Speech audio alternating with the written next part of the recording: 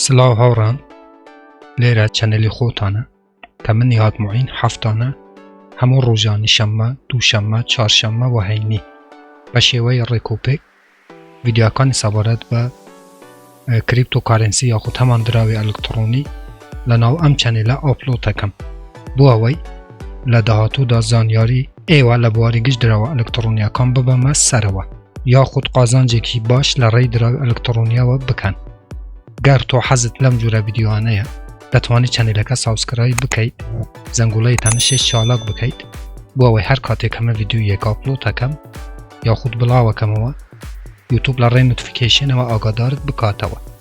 و تۆ یەکەم کەسبی کە بێ ڤیدیۆەکان ببینیت. ئازیزان ئەچینە ناو پیجی ڕسمی بیبی دۆچکۆین لە ناو تویتر کە بزانین چ دەنگ و باسێکی نوێی هەیە کە گرنگ بێ بۆ ئەوەی شایانی ئەوە بێ کە من بۆ ئێوە باز بکەم و ئێمە چاوەڕێی ئەوە بین کە ئایندەی بیبی دۆچکۆین بەڕاستی بەرەو سەرکەوتنەک بۆ ئێوە تەحلیل بکەین کە ئایا ئەگەر ئەم کارانە ئەنجام بدات لە داهاتوودا بۆ ئەوەی چەندین سفری لە سفرەکانی بیبی دۆچکۆین کەم بکرێتەوە و هەموو هۆڵدێرەکانی بە تایبەتی هۆڵدێرەکانی کوردستان لە ڕێی ئەم میمکۆینەوە قازانج بکەن. لە ئێستادا گرنگترین دەنگ و باسی بیبی دۆچ ئازیزان ئەوەیە کە فالۆوەرەکانی گەیشتە 1,722,000 کەس کە 1,600,000 تێپەڕن. بەڕاستی ئەمە قەویبوونی تیمی بیبی دۆچکۆین و کۆمونیتی قەوی بیبی دۆچکۆین پێشانەدە کە هەر کاتێک کە بیبی دۆچکۆین دەنگ و باسێکی هەبێ و تاریخی ئەو ڕۆژەی کە بە دروستی بۆ خەلکانێک بۆ هۆڵدێرەکانی بڵاو بکاتەوە بەڕاستی لە هەمان تاریخوە لە هەمان ڕۆژدا یەک بە یەک وعدەکانی جێبەجێەکە کە ئەمە هەموو هۆکاری ئەوەیە کە بۆیە بەڕاستی فالۆوەرەکانی و کۆمونیتی ڕۆژ بە ڕۆژ زیاتە بێ. و خەبەرێکی تر کە زۆر گرنگە ئازیزان کە ویستم لەگەڵ ئێوە بە ئیشتراک دانم کە بیبی دۆچکۆین هاتووە کە پۆستێکی کردووە هەروەکوا بینن کە پۆستەکە لە 14 ئەم مانگەی ئازیزان کە باسی توکەنسوزی بیبی دۆچکۆینەکە واتە چۆن کە لێرانە ئاماژەبەوەی کردو ئایا دەتانوێ کە دیسانەوە بیبی دۆچکۆین توکەنسوزی مانگانەی خۆی ئەنجام بدات. بەڕاستی ئەم دەنگ و باسە زۆر گرنگە ئازیزان کە لێرانە ئێوەتەوی بچن دەنگ بدەن بەوەی کە بیبی دۆچکۆین دیسانەوە دەست بە بێڕن یاخود فەوتاندنی توکەنەکانی بکات بوو مانگانە واتە هەموو مانگێ بیبی دۆچکۆین دیسانەوە توکەنسوزی دەستی ئەنجام بدات کە زۆر گرنگە. ئێوەش پێویستە یەکەم جار VPN-ەکەتان بکەنەوە کە من چوومانەوەی بە VPN ئازیزان نزیکەی 1999 لە کۆمونیتی بیبی دۆچکۆین دەنگیان بەوە داوە کە بەڵێ پێویستە دیسانەوە بیبی دۆچکۆین توکەنسوزی مانگانەی خۆی ئەنجام بدات بۆ ئەوەی لە مەکساپلای دراوەکان کەم بکرێتەوە و ئێمە لە درێژخایەنە شاهدی پامپی گەورەی دیسانەوەی دراوی ئەلکترۆنی بیبی دۆچکۆین ببین و پێویستە لەسەرەوە ئێوەش بچن لێرانە لەسەرە و لینکەشین ئازیزان کلیک بکەن ئەلەم هەروەکو گوتم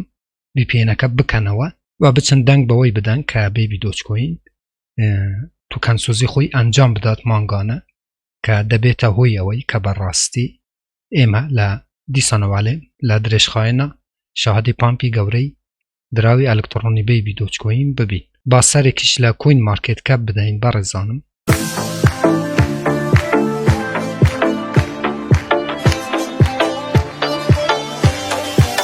بیبی دۆچکۆین لە ماوەی 1 ساڵ و 4-5 مانگە ئازیزان ئەم دراوە هاتیتە دی واتە دەست بەکاری کردووە کە لە ئێستادا لە ڕەنگی 223 کریپتۆکارنسیە هەروەها 374,385 کەس ئەم دراوان لە واشلیستی خوان هەیە و ئێوە دەتوانن لەسەر نێتۆرکی باینەنس ئەم دراوەی ترێدی پێ بکەن کڕین و فروشتنی پێ بکەن و هەروەها لە ئێستادا 8,011,35 معاملەی پێکرێ و بەنسبەت بیتکۆینەوە لە ماوەی 24 کاتژمێرە 1.94 لە سەدا بەرەو نزمبوونەوە هاتووە و هەروەها بەنسبەت ETH یاخود هەمان ئەتەریۆمەوە 2.73 لە سەدا بەرەو نزمبوونەوە یاخود داکشان هاتووە کە لە ئێستادا مارکێت کەپی ئەم دراوە 126 میلیۆن دلارە و هەروەها مارکێت کەپی تەخمینی ئەم دراوە 474 میلیۆن دلارە و ڤۆلومی 24 کاتژمێری ئەم دراوە کە زۆر دابەزیوە لە ئێستادا $3,717,364 دلاره و هر وها مکس سپلای هم در عزیزان 420 کوارتریلیونه که 115 کوارتریلیون لناو بازاریه و 47% تو کنسوزی کردوه که لیستادا 231 کوارتریلیون ماله و گرینگترین و هر وها لبشی هولدریش عزیزان لبشی اکسپلور و اوی بزانین که لیستادا بیبی دوج کوین گر هیدیش بی براستی روش بروش لسر هولدرکان و کمونیتی زیاده بی که لیستادا 1,639,750 آدرسی هیا واتا هولدری هیا هولدراو کسانن که دراو الکترونی بیبی دوج یا لناو جزدانی پاره را گرتوه بو اوی چند سالی دهاتو قازانجی بکن و هر وها گرینگتری مارکت اکانی که اکسچنج اکان که بیبی دوجیان لیست کردوه دتوانین آماجه به OKX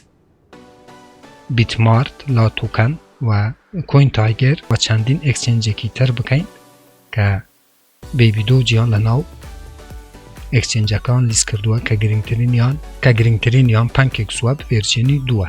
ولی برزانم ام دنگو باسه زور گرین بود چون که پیوز بو به توکن سوزی یا خود فوتاندنی مکس سپلای توکنکانی بیبی دوج کوین که ویستم لگل ایواش به اشتراک دارم بو اوی ایواش آگادار بن لو دنگو باسه گرینگی بیبی دوج بلام لوی دلنیابن هر کاتی که بیبی دوج کوین دنگو باسه یک بلاوه کتاوه 100% بزانن که او دنگو باسه بپی او دنگو باسه که بلاوه کتاوه ایشکان تطبیقه که و تدراوه که